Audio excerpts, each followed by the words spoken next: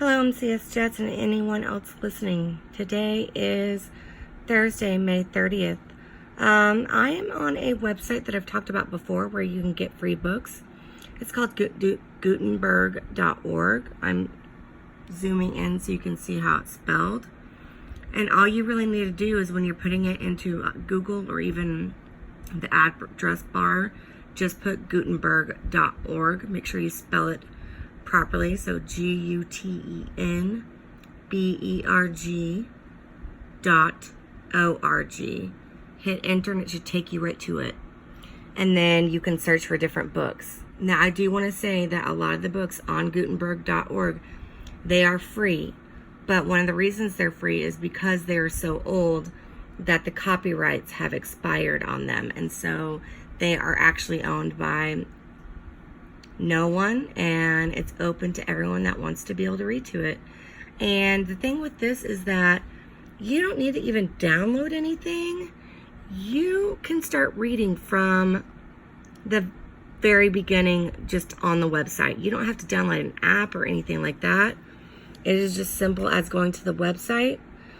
And I may do another tutorial on that, but really if you go to Gutenberg.org and then you search for Dr. Doolittle or even the author Hugh Lofting, it will bring up the books.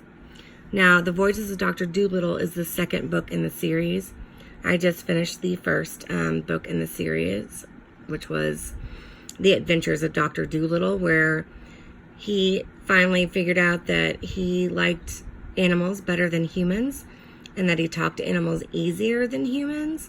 And so they all went on a great adventure to try to take Polynesia back home so she could see her family. And then the adventures that they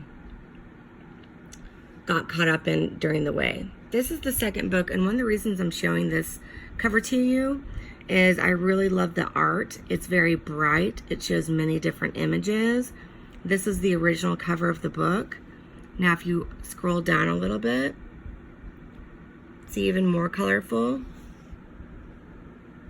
There's Dr. Doolittle, which looks like a weird ladybug looking thing, and there's Buddha, and these I think these pieces of art are actually really pretty, and I just wanted you to be able to see it. And then I am about to read the prologue to the book, which the prologue generally means it's introducing the book or about to prepare you for what's going to happen in the book.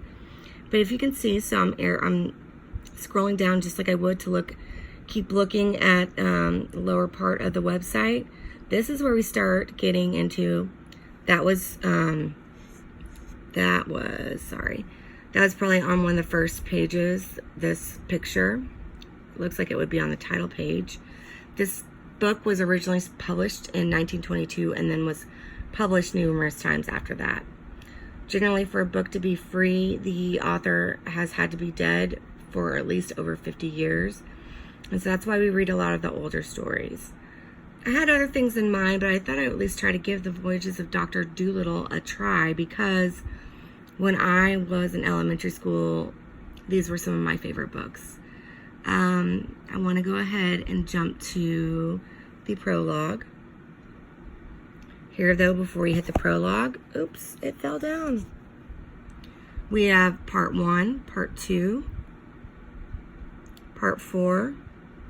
Then right here, you see that there's illustrations. You can go to those pages and actually look at the illustrations that are within the book.